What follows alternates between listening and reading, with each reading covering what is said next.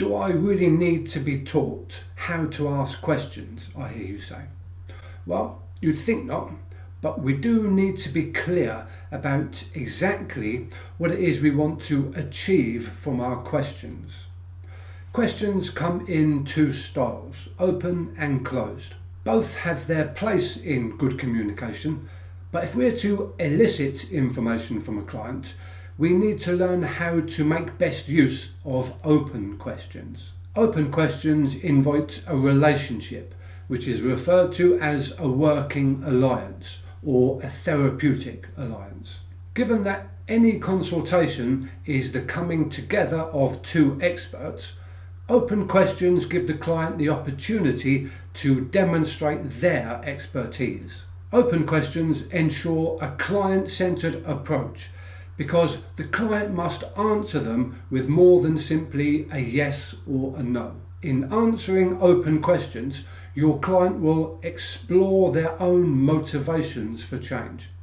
It might appear time-consuming, but it's actually much more time efficient because of the high quality information that it evokes. On the other hand, closed questions can get us into something of a pothole. Picture the scene. Amber is in the gym with her personal trainer. At their very first consultation, she had told him how much she enjoys a packet of crisps in the afternoon and sometimes again in the evening. Also, she tends to have a glass of Coke when she eats crisps.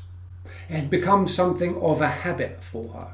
They agreed that cutting this out would be helpful in terms of her calorie balance.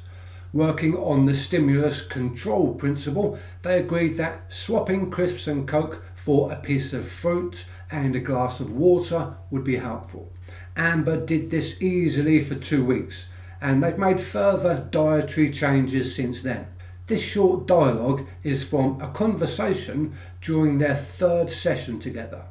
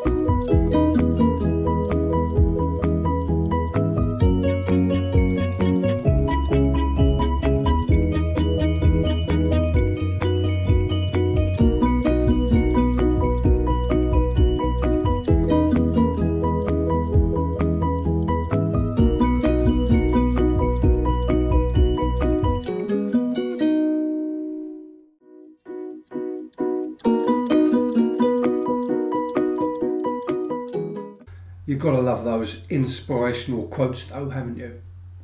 Amber's personal trainer has asked 5 questions here and none of them has provided any inspirational value. Amber had a small relapse and now she's back on track. What it does show though is her cool system of thinking is getting tired. Her hot system mind wants her to stay happy and comfortable right now, never mind the future. And she's coming up with cognitive easing statements. I've already messed up, so I'll have another packet of crisps. However, this is the perfect opportunity for a brief motivational intervention. And I don't mean throwing an inspirational quote at her and hoping that it sticks. I'm talking about a more skillful approach to communication that helps her to understand what happened and how she's able to deal with it differently in the future.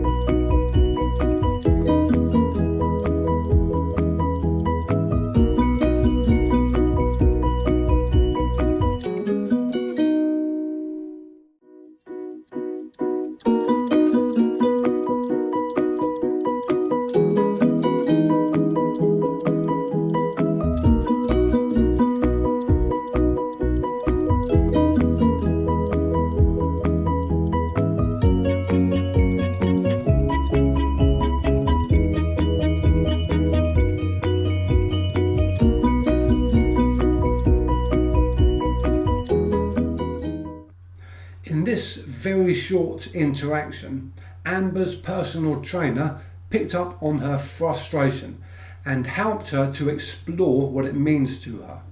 Rather than remind her of how many calories she's putting into her body, the personal trainer was able to elicit a different way of responding to the anxiety of work.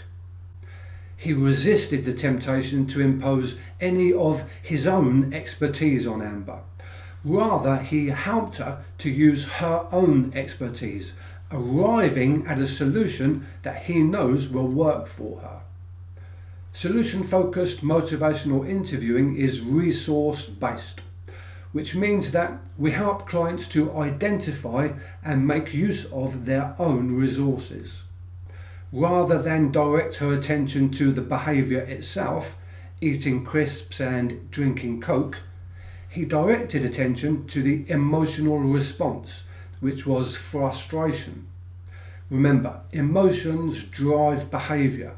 So whenever you become aware of any emotional information being offered, that's the thing to develop.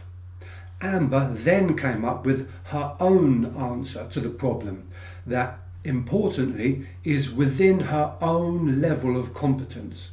She's done it before and she enjoyed it.